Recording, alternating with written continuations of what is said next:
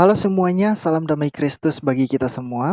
Sebelum kita lanjut videonya, saya ucapkan terima kasih untuk saudara-saudaraku yang sudah dengan setia mendukung channel ini. Tuhan Yesus memberkati. Dan untuk saudara-saudaraku yang masih mencari kebenaran, saya berdoa semoga kalian menemukan kebenaran yang sejati dan kebenaran itu dapat membebaskan kalian dari belenggu kebodohan.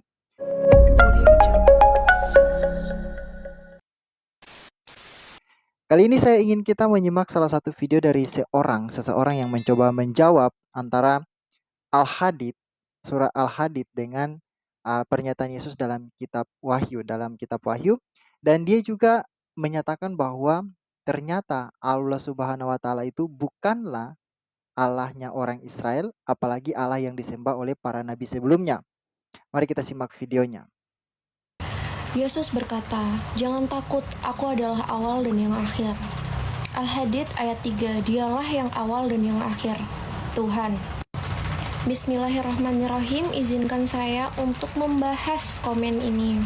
Sekali lagi saya mengajak, mari berpikir dengan logika. Setelah saya baca keseluruhan di ayat yang disebutkan Mbak ini, saya jadi paham yang dimaksud aku adalah awal dan yang akhir. Dan begitu pula yang dimaksud di surat Al-Hadid ayat 3, dialah yang awal dan yang akhir. Saya sarankan dibaca dulu ya Mbak ya keseluruhan surat tersebut. Baik, saya akan mulai terangkan di Alkitab terlebih dahulu.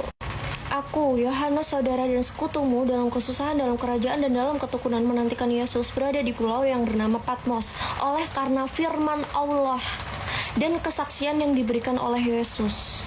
Apakah kamu tahu yang dimaksud dengan firman Allah?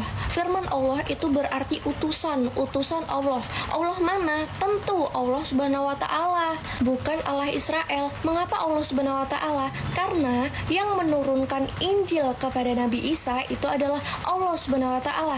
Pertanyaannya, apakah masuk akal yang menurunkan kitab Injil itu Allah Subhanahu wa taala kepada Nabi Isa dan menyuruh para umat manusia untuk menyembah Allah Israel? Oke, pertanyaan saya yang sebelumnya coba dijawab dulu ya. Jadi saran saya tolong dipahami betul asal-usul kitab Injil itu dari mana.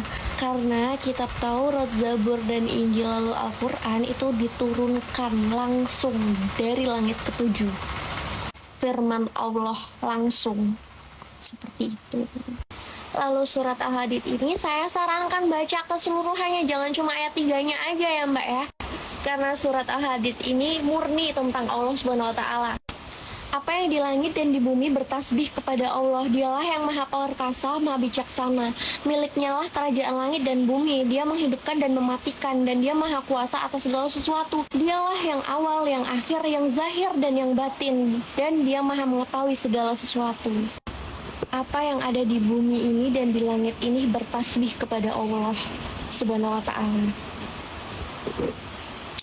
Mungkin kalau kalian menyimak video itu, logika kalian akan buyar tiba-tiba karena tidak tahu apa yang dia jelaskan, dari ujung mana, logika apa yang dia gunakan, dari mana ke mana, lalu kesimpulannya seperti apa. Karena segala sesuatu yang dia sampaikan itu kacau balau amburadul. Tapi dengan pedenya dia mengatakan mari berpikir dengan logika. Mari berpikir dengan logika. Oke, padahal itu apa yang dikatakan di dalam Al-Qur'an Al-Hadid, misalnya ya, saya kasih bukti. Apa yang dikatakan di dalam Al-Hadid yang ketiga, itu dia mengatakan bahwa dia adalah yang awal dan yang akhir. Itu sudah sangat jelas. Dia itu siapa? Dia itu ya Allah Subhanahu wa taala. Kalau kita bandingkan dengan apa yang dikatakan oleh Yesus di dalam Wahyu 1, yang dia katakan Wahyu 1 ayat 8, aku adalah Alfa dan Omega, yang awal dan yang akhir. Jadi kalau Yesus, logikanya adalah kalau Yesus mengakui bahwa dia adalah Alfa dan Omega, yang awal dan yang akhir, lalu di dalam surah Al-Hadid mengatakan bahwa Allah Subhanahu wa taala adalah yang awal dan yang akhir, maka sebenarnya kesimpulannya adalah Yesus mengklaim bahwa dia adalah Allah Subhanahu wa taala, atau Yesus adalah Allah itu sendiri. Walaupun kita tahu bahwa Yesus itu lebih superior daripada Allah Subhanahu wa taala. Ya, kita harus mengakui itu dengan jujur.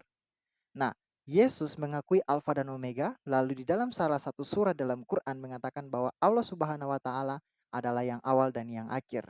Jadi kalau misalnya kita gunakan logika yang benar, maka kita harus sampai pada kesimpulan bahwa Yesus menyetarakan dirinya dengan Allah Subhanahu wa taala dalam Islam. Itu kesimpulan yang benar. Nah, kita lihat di dia punya video yang tadi, dia mengatakan dia membaca ayat selanjutnya. Kalau dia bertanya, "Allah yang mana?" Dia sampai kepada firman Allah adalah utusan. Nah, itu teologi Islam di bagian mana yang pernah mengatakan bahwa firman Allah adalah utusan?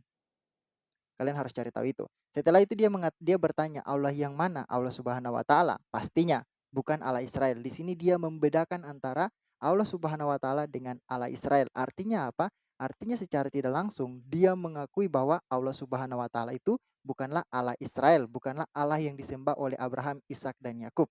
Congratulations. Itulah kesimpulan yang harus kalian terima dari Mbak ini dalam penjelasannya. Nah, ini sudah sangat blunder kalau misalnya kalian percaya kepada Mbak ini, penjelasan dari Mbak ini, saudara-saudara muslim ya.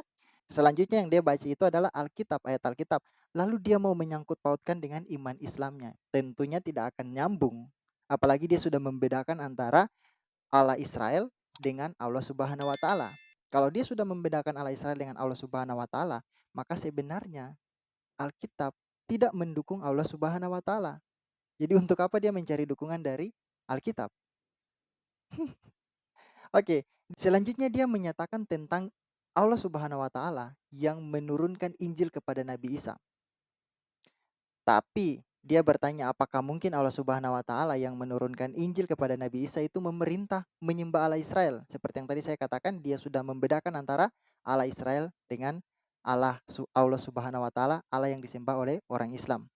Kesimpulannya seperti yang tadi, seperti yang saya katakan bahwa sebenarnya dia sudah membuat perbedaan antara Allah yang disembah oleh Israel, oleh nabi-nabi di Israel dengan Allah Subhanahu wa taala yang disembah dalam Islam dan juga yang juga disembah oleh Muhammad, dan itu mengindikasikan bahwa segala klaim tentang Allah Subhanahu wa taala yang disembah oleh Abraham, Ishak dan Yakub itu buyar dalam Quran.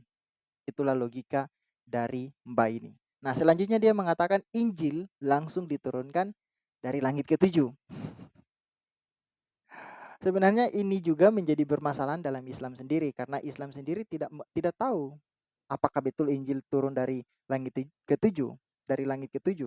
Itu jawabannya akan sangat berbeda-beda. Karena apa? Karena mereka tidak memiliki Injil yang asli.